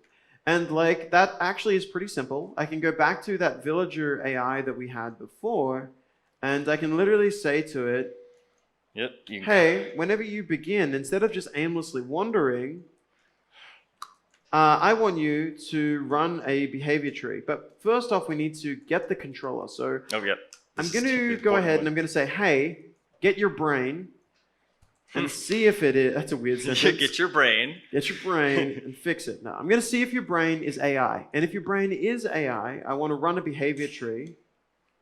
Yes. which is going to be the one that we just made. Now, you can also just make the AI controller itself and then assign the AI controller to this. And in the AI controller, you can say on begin play, run this, because whatever I've been assigned to must run this. So in this case, though, we're doing it through the character. You can communicate up and down in a lot of ways pretty easily like this. Cool. So You have to remember this is object-oriented programming because it's C++, so you have to make sure that you're keeping in mind that the controller class and the character class are separate. You don't have universal variables that you can just say, yes, I can type in get this in any object and it will just find the same variable. She's pretty cool with where she is right now, and if I open this up, I can see that she's in the wait period. Right? Again, my favorite feature. I love that. So if I possess her though, and I fly over there, dun dun. Dun, dun. I really want she's on the wait period. Oh. So she's doing her queries against the ground, so I should probably raise it up a bit. I think that in favoring the really close points... What up, lady? Yep. Oh no. Yeah, there you go. So now she's noticed that you can't see behind this wall, so she's probably going to get behind more of the wall there. But as you come around, yep. So because I added that little wait node at the end there, it's waiting up to 5 seconds before she reevaluates the situation. If I turn that off, she should just keep trying to flee to the nearest good location as we move around. And come on. So I really should have increased my fly speed. Yeah, hang on. I'm just going to do this for the sake of... This is actually pretty easy to do. When he enters into the flight mode, he can just set that flight speed. Again, this is all through the character movement component. He can just crank that value up so walking can be slower than flying. Again, pre-made concepts. We make all these games. We got to reuse this content and give it back to you. So, hey. Yeah, a lot of features in here also coming out of Fortnite. All these nice new stuff coming out. So keep up to date with all of our release notes. She's assessing against, not my camera, she's actually assessing against the middle of my body. Yep, it's using the capsule as the core of this object. So if he gets a little bit low and he puts the core of himself underneath something, she'll run. So a fun thing that you can do here, now you normally need a numpad, and a numpad will enable you to turn these options on. Since I don't, I'm just going to do it manually, and I'm just going to quickly turn on EQS. So check this out. If I go active in game, enable... This will now actually run the gameplay debugger. So if I turn that on by hitting, what's the word? Tilde or not tilde, but it's like the little talking marks. Yeah, we're professionals. What this will actually do is when I come over to here. Yeah, you can actually see the little green icon, that little smiley face over her head means that she's being controlled by an AI. And the smiley face kind of indicates that it's not technically an enemy. We didn't mark her as such, but she gets the idea to run off. Up in the upper left, you can see more of the information. It's fine. Yeah. So what I wanted to actually do just then, but didn't run off. It's because technically there's no close positions that were visible. That's fine. Yeah.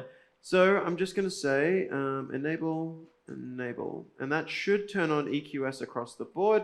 And now that should provide her EQS data back at me. So every time she runs an environment query, you're going to be able to see where the environment query is picking.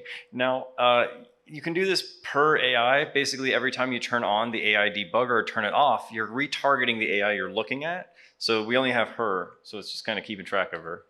And if I hit, so I should be able to select her if I can click. That's strange. I'm not actually getting my preview out for some strange reason. That's weird. All right, so we're going to move on to the next thing while we've still got some time. So we've still got a little bit of time. So what do we want her to do? Maybe pick her up, and throw her around, or some vigorous nodding from some people. Maybe burn her to death. Like a flamethrower. No, let's run with the pickup. I think that'll work. All right, so if we want to be able to pick her up, first off, let's add a bunch of them just because it's just cooler this way. And you can just, holding down Alt and dragging, it's copy, copy, copy. All of those systems we put together are just going to keep going with these copies, and they'll all be considered separate instances. Basically, there's 3 kinds of blueprint. The word blueprint means 3 things. Blueprint class, which is in the content browser, the core object we made. Blueprint instance, which is every time we copy it into the level, that's an instance. They're separate from each other. And then blueprint scripting, which is the language. So that's in there now. What I'm going to do is I want to be able to pick her up, which is going to be pretty simple. I'm just going to create a new button called attack or grab. Grab sounds better. Yeah.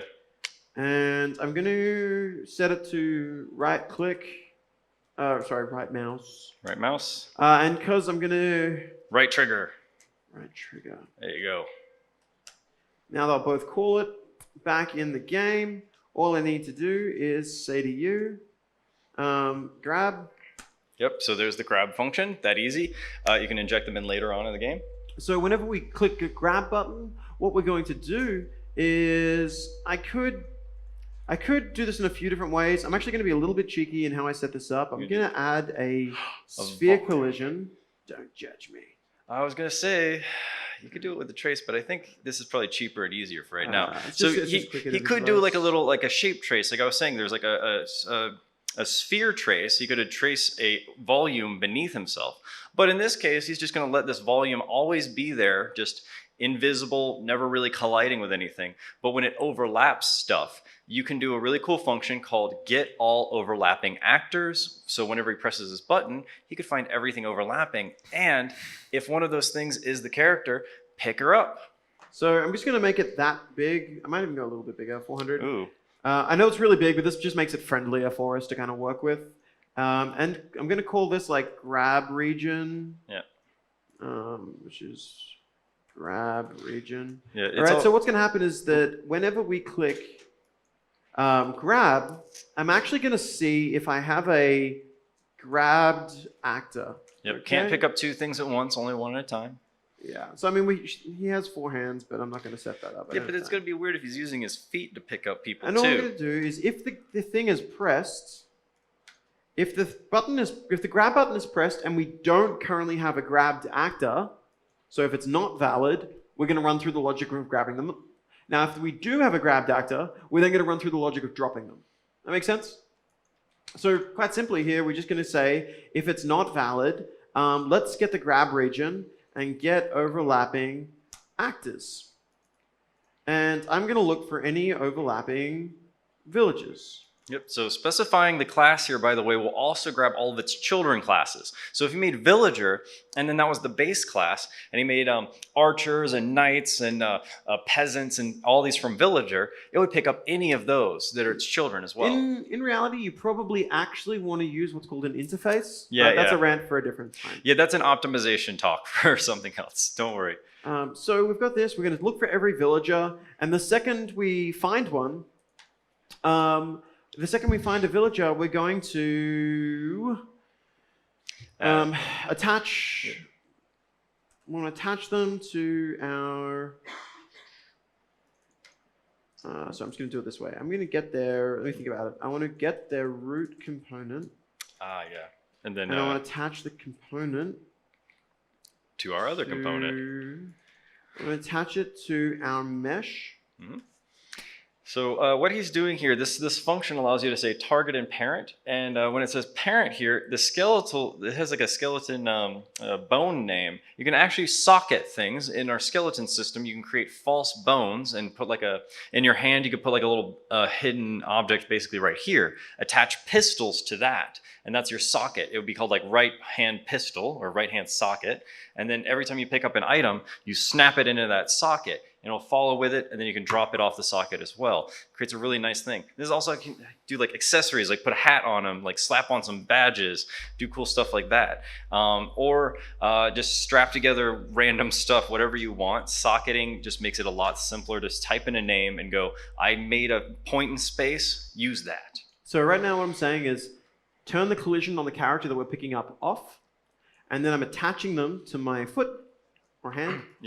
And then the next thing that I'm going to do is, and this is a really nice little thing, I really love doing this, it's called move component 2. Oh, yes. What move component 2 is when I attach them right now, I'm saying keep your position, don't like instantaneously snap them to your hand.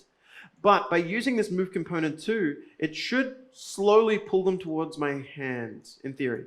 And then the last little thing I need to do is quite simply, I need to set this first thing that we encounter to be the grabbed actor.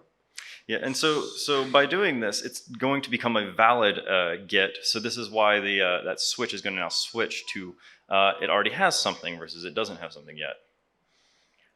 So great, that's set up. Move component 2, and the component that we're moving is going to be the root component of the grabbed actor to the location.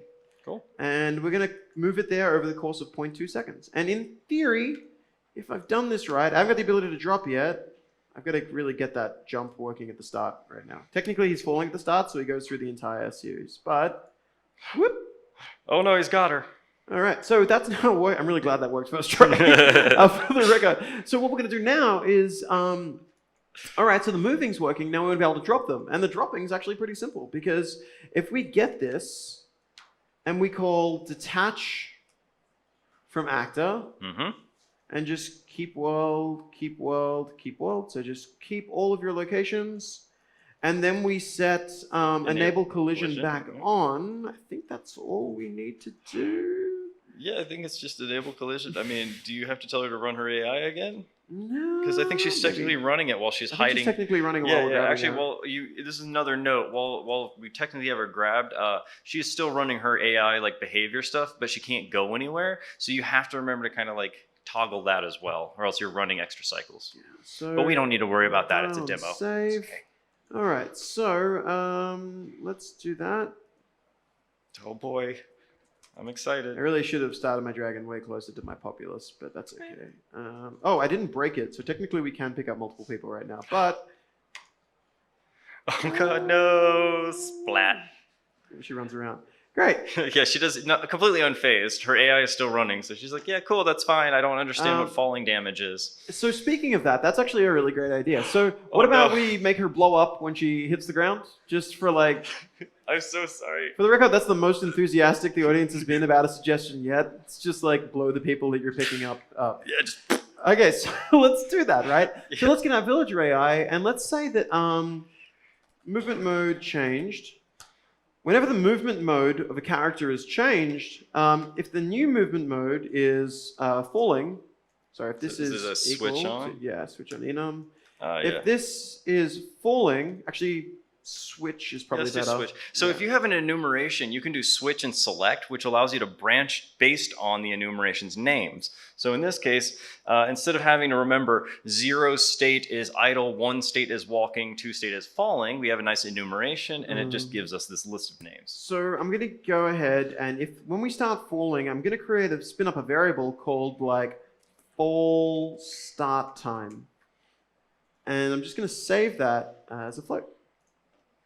And full start time, I'm going to set to be the current game time. So, yeah, that's probably a good way to do it, right? Game Yeah, time? Yeah, good. All right. I think so. Um, We'll find out. Okay, so we're going to get the game time, but anytime the movement mode switches to walking, what I'm going to do is I'm going to say, anytime it switches to walking, I'm going to say if the current game time in seconds minus the fall start time, that tells us how long they were falling through the air. And if that is greater or equal to, I don't know, where am I? 2 seconds airborne and they're worth detonating? Yeah, 2 sounds good. So if that's greater than or equal to 2 seconds, then let's blow them up. So I think I've got a particle effect in here. I'm gonna. Did you get the starter content? Yeah, let's go on. Then we right? gotta Yeah, have that's a good the. idea. We have to have the. So we actually have some really cool starter content. If you start your project with starter content, you can tear it apart and check out how it's made. Like there's a fire particle that I actually see like show up in other games and movies because it's really good. And you can take it apart, see how we make all this like AAA quality content. So I'm just gonna spawn an explosion emitter at that location. Now after that, I'm just gonna destroy myself. Yeah, that sounds like a normal thing to do. And theoretically, we're fine. Yeah. Oh wait, hey, let's see if we got a sound effect. Oh yeah, a little boom. There should be an explosion sound. Play sounds allocation. Yeah, we have the ability to play a sound in a spatial way where it's actually positioned in world space like you want in a 3D game. We also have 2D sounds, so if you're doing 2D or if you just want audio to come from nowhere in particular, like a narrator's voice, then we have 2D audio as well. Yes. This will definitely be This might spatialized. attenuate. Yeah, it should just be the wave by itself, so that should be fine. All right.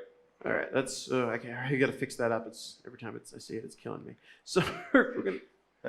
Yeah. What's up? Can we use line trace for this Yes. Oh, for the AI like falling? Yeah, you could. Yeah, Like you the could. second you let go of her, you could line trace and see if it's too far, and or like line trace down the amount she could survive. And if something gets hit, then it's the right amount of distance. If nothing's hit, then it's too far and she'll fall to her death. Yeah, that would totally be a way to do it. Always 100 ways to accomplish anything. Yay, design. Oh boy. So I'm sorry that we turned this into a murder session, but Wonderful. So the cool part is, as well, is if we go back to old mate split screen, so walk it off. Walk it off. is that like this whole thing? We're gonna load this up. I'm gonna hit F. Where are you? So you're over there. What are you doing? Nothing. Just dropping the controller. Nothing. Did you tab out somehow? All right. No. You able to move? Yeah. I just. All right. So I should probably pull this camera back a little bit further. Where am I? I haven't added the. Technically, you can pick up multiple people right now. I gotta fix that. How do I go down on this controller? Left bumper. Oh, left bumper. Oh, there we go. Okay. And pickup is.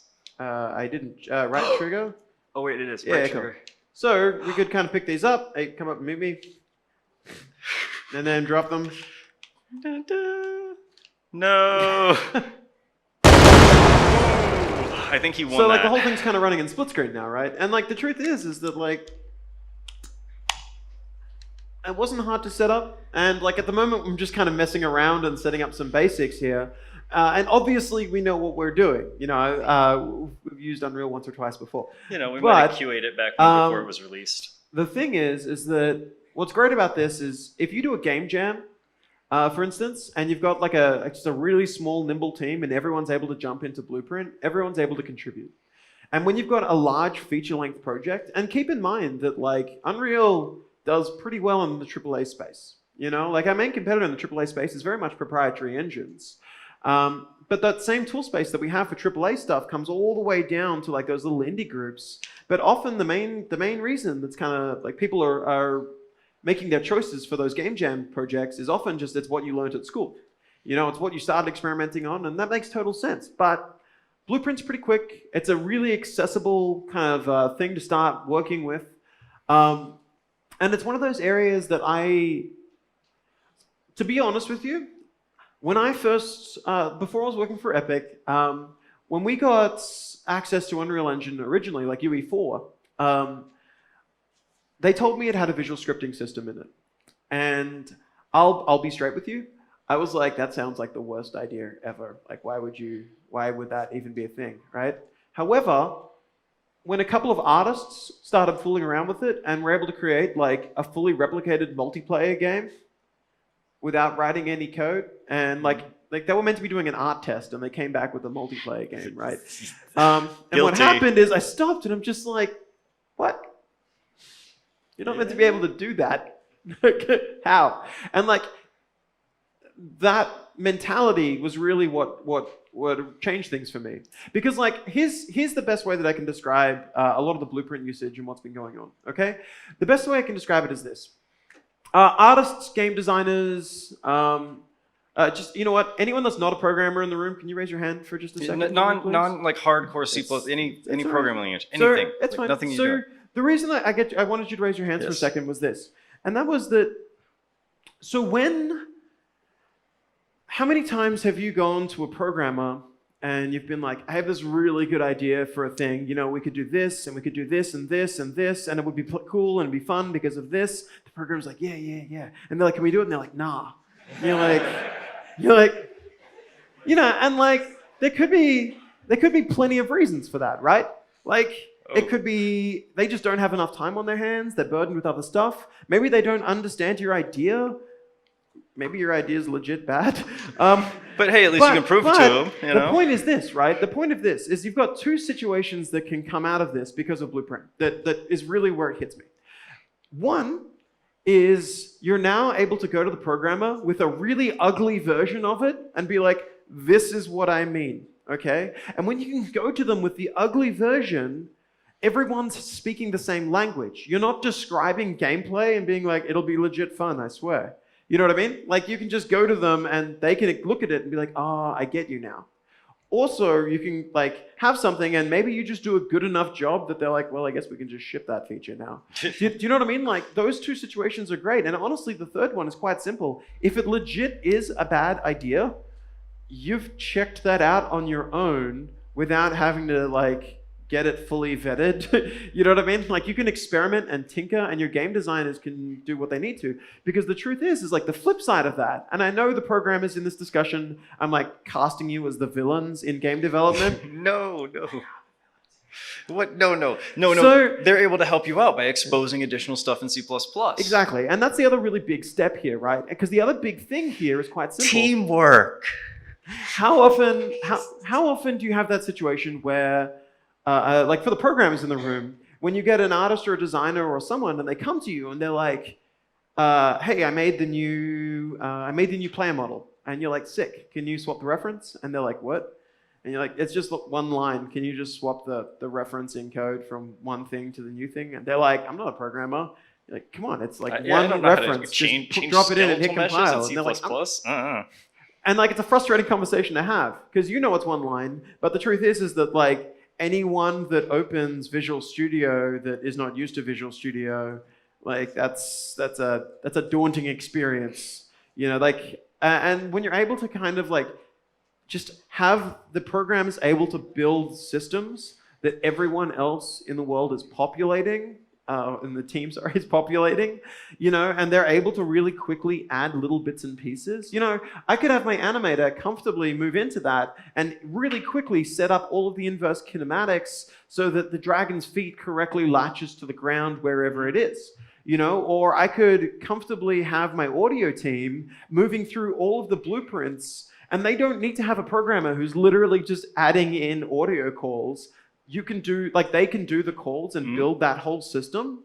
And like that's a really, really powerful thing, especially with like the new version of Unreal 4.2.4 has our new audio mixer as default now. So it's now a core feature. And like when you're looking at something that has an incredible audio system built into the engine, but it's still accessible by your audio people, you just naturally end up with a better audio soundscape. You know, and like this goes for so many of these disciplines. And again, I know a lot of folks come into Unreal and not even come into, when a lot of folks are looking at Unreal, they see the visual scripting and they do turn their nose up. But you've got to remember how many people can come into it, because for one very simple thing here, a lot of people are like, should I make my game in Blueprint or C++? But the truth is that both languages are made to work together as symbiosis. Like those two things are made to work with one another using both of their strengths and trying to mitigate both of their weaknesses, you know? And when having those two things allows everyone to actually build a project as a team rather than as a collection of specialties, but a collection of generalists that are able to specialize, you end up with a better product for it. And I feel like that's incredibly important, and it's really what I wanted to get out of this prototyping session, is that, okay, there was a little bit of vector math that I threw around occasionally, but those are very, very quick to learn, and if everyone in your team now has more agency, you're in a better spot. Now, with that, the last little thing that I want to quickly go into as we kind of like wind up on our time frame is I want to step through just a couple of the I don't have an internet connection. Didn't think about that one until just then. All right, I want to step through a couple of the resources that are available to use. Okay, I'm just going to go through the ones that are not currently online access, and we'll go from that. So the first thing that I want to show you is who here in the room, actually, yeah, there we go. Yeah. The first project I want to open up is called the Content Examples, okay? Now, the Content Examples project is a project that we give out in the Learn tab. Whoa, that was... Is that me or you? I don't know. All right. All right. Whew, that woke me up. All right. So, the Content Examples project is a free project that we distribute in the Learn tab. Yeah, all right. Like now, Learn tab, go down. It's like the first thing. Let's say you click Open Level. Let's say you are an animator and you want to see how our animation systems work. You can click Animation and you can run through, and this is a complete collection of different Owen. That's Owen, by the way. It's a character from a game that didn't really take off. But you can actually find the trailer for it called Samaritan on YouTube. And we are letting you have this actor. Now he's yours to mess around with. You can use him for your learning or But put him in games. more importantly than the actor Yes. is that, like, if we look through this, we can see that this is how to set up IK. You know, we can run through all of that logic.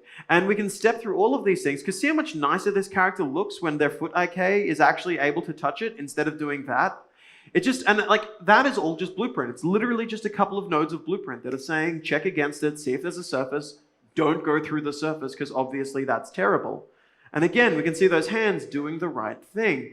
And like, but we can go more than that. Like, who here is, let's be honest, who here in the room is comfortable with vector math? Yeah. Okay. Oh, yeah, So there's but like 6 or 7 people that had their hands up? Out of the group of programmers, Now, yeah. That's fine. I'm Yeah. going to go to this other area. Now, this other area here is called the math hall. Now, the math hall sounds literally the worst place that the high school version of myself could think of. It sounds like detention. But if we open up what the math hall actually is... I wish I had this in high school. This would have actually saved me so much trouble. So this is a bunch of standard mathematical functions that are used in game dev. And it will show you what they do for color, and it will show you what they do as functions. But more importantly, if I turn around, it shows me a real-world application of all of these standard math functions and why they're actually kind of useful. And this is a really, really powerful thing because, like, here's the thing. In high school, when I was like learning vector math and such, the math was always things like, when will the boat pass the fisherman? And I didn't care. You know, like, why would I? But the second the math became, what direction do I need to fire a rocket at a person flying through the air to hit them? And I'm like, you have my attention. You know what I mean? Like, the truth is that a lot of us didn't intend to be game developers, you know, back in school, right? So we didn't pay attention to a lot of the stuff that was going to have, like, assistance one day. But if we run through here, you know, we can see all of this logic. Like, I used a power function before to control the contrast. And this is why it works really well for contrast. You can see here that it pushes values that are close to 0 to 0. And anything that's close to 1 stays close to 1. And I can see that, you know, the lerp that I used to quickly change between the hair colors and such works that way. But a height lerp allows me to fill in the cracks of the grass instead before I just lerp in. And again, you can open up all of these assets and run through. Now, you're probably like, all right, Chris, that's great. You can tell me what a frac is and what all of this other stuff is. But what about vectors? All right, introduction to vector math. What is a vector? 1D vectors, 2D vectors, how distance is calculated and why. Here's how distance is calculated in practice. And I love that these are just straight up screenshots from Blueprint, by the way. Yep. But like having this stuff in here, and what is a 3D vector? Oh, I get it. It's literally a position in space from an origin. And like we go through all of these things, and often it's really simple. Like a dot product. A dot product sounds like a really complicated thing until you look at this and you're like, wait a second. If 2 arrows are pointing towards one another, it's 1. 90 degrees is 0, and away from each other is -1. This is so obvious. Like, why didn't anyone ever explain it this way? So like this kind of stuff, I know I'm kind of beating on this drum really hard, but Blueprint does mean people need to get just that little bit better at some of the general programming kind of concepts, right? But that's actually not hard, and we're doing our best to expose a lot of these things where possible. Now, it's worth noting that Epic has a lot of other free resources that are available. Now, I don't have internet connectivity, so we're going to test my memory right now. You've got, as far as other resources that are available, you have $17 million worth of assets were put on the store when, so Epic Games had a game called Paragon, and unfortunately Paragon was put to bed. Now, when it was put to bed, this was a AAA title that was out on PC and console, right? Now, we put all of the characters, including their non-union audio, their animations, their effects, all of them are free on the marketplace. You can rip them apart, you can examine them, you can use them in your own projects. And like, I can't stress enough that not only is this great for like just starting up a project, but if you're trying to learn game development, there are very few AAA resources that are multi-console that are publicly available that you can go through. And we have more than that. Another project that's worth mentioning is, has anyone in the room ever done VR? Couple of hands, great. All right. So VR and Unreal, we built a AAA VR title alongside Oculus, right? We actually built it. And that was a game called Robo Recall. Now, Robo Recall, one of the great things with having Robo Recall is that not only did it allow us to refine the engine and just get it working with VR, but also, and perhaps more importantly, the full mod kit for Robo Recall is available in the Epic Games Store for free. Now, you can't take assets from Robo Recall. That's not what that one's for. But what you can do is learn from it. When you can literally open one of the few AAA shipped VR titles and examine all of the blueprint, examine how all of the art assets were put together to create like such a high fidelity output, like as far as resources go, that's pretty incredible. Now the last little thing that I want to touch on as far as resources are concerned, and there are a plethora of them if you open the Learn tab. Actually, two things more, sorry. One is if you go to learn.unrealengine.com, we actually have hundreds of hours of videos that are completely free. Now, I'll be honest with you, at the moment they're not being indexed by Google. And because they're not indexed by Google, they don't pop up on a Google search because you need to log in to see them. But it's completely free. You can go in there and see how to construct believable environments, a crash course and blueprint, all of that. Epic, we're not about monetizing your education. What we see as like the right way forward is if people make better games, if they're better at their craft, that's better for everyone, you know? So having that Learn tab is a really, really important aspect. But the last thing is quite simply, the full engine source code is available. And because the full engine source code is available, you're able to go through anything that we've written, see how it's put together, and more importantly, you're able to recompile that as you see fit. So because you can recompile it, you can make those changes, you can learn far more. Because right now what we see is there are a lot of games programmers that are popping up in the world, but there aren't so many games engineers. There aren't so many people that are used to like tinkering with the engine itself, they're used to building on top of the engine. And the great strength there is that not only can you treat like Unreal as something that is modifiable and you can make bug fixes, so a bug fix doesn't, like an issue in the engine doesn't force you to miss your release date. But more importantly, it means that you can also treat Unreal Engine as a starting point. You can treat it as something that if you want to build from and extend and add stuff to the renderer or add stuff to physics or whatever it may be, you can get into the guts of that. And that's actually a really, really great way to learn as well. So with that and all the resources covered, I hope this session has generally been useful for everybody. The last little thing I want to quickly touch on is just we do have some more sessions running tomorrow. So the sessions that we're running tomorrow are we have 3 parts. He was reminding me to say, don't forget to say it's tomorrow. I gotcha. He's So good. the He's sessions good. that Very we're running professional. Very tomorrow, professional. We have a new Studios crash course. So the new Studio crash course is literally us going through all of the core features that are in the engine and just running through a ton of stuff that you may not know about. Because Unreal does a lot of stuff, like mesh simplification. We have tools built in that if you drop in a 50,000 poly character, it will automatically generate the 20,000 poly, the 5,000 poly, the 600 poly, and set them up to change. Because having your artists do that, you know, it's kind of a waste of time. If they have talent, you want to use that talent to create new stuff. You know, if you're making a role-playing game, Unreal Engine has systems built in that are, we have a thing called the gameplay ability system, and the gameplay ability system is a full like RPG style system that handles like distributing poison damage and ice damage and fire damage and having them do things over time, and it works in a fully replicated way as well. So when we step through those resources, what we're actually looking at is a system that has been literally shipped in Fortnite, it was shipped in Paragon, it has been road tested like it's no one's business. Because keep in mind that Fortnite, last time we announced the player count was 250 million players, which means all of these systems that I'm talking about that you can leverage from, you know, if I fail on point, like if that gameplay ability system has a bug and that affects 0.0001% of the population, that's still 2,500 angry customers, right?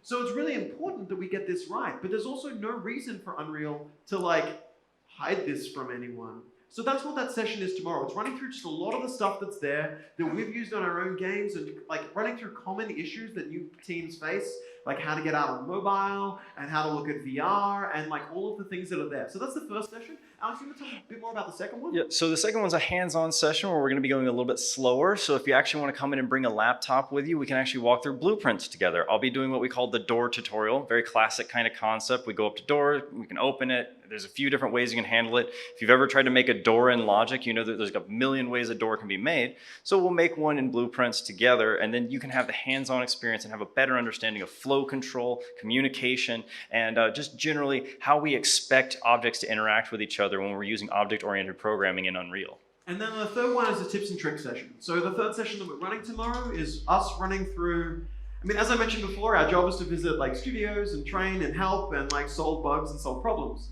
And I'll be honest with you, is over the years, I kind of started to just build up a giant list of just common gotchas that face teams and just really simple advice, shortcut keys that people are unaware of. And it's kind of just running through all of that stuff that can often just save some teething issues for experienced devs and new devs alike. Yeah, even if you're one of those very few people in here who was kind of like familiar with Blueprints and Unreal at all, trust me, you want to do this one. I was watching him kind of run through it, and I was like, I didn't know that. I didn't know that. I didn't know that. I QA tested it before it was released, and I didn't know this and this and this. So trust me, awesome stuff. I hope today's been useful. If you have any questions, myself, Alex, and Quentin here will be floating around the conference, and we're more than happy to answer any questions that you have. Yeah. So thank you very much for your time, and enjoy the rest of IGDC. All right, hand for Chris. Good job, man.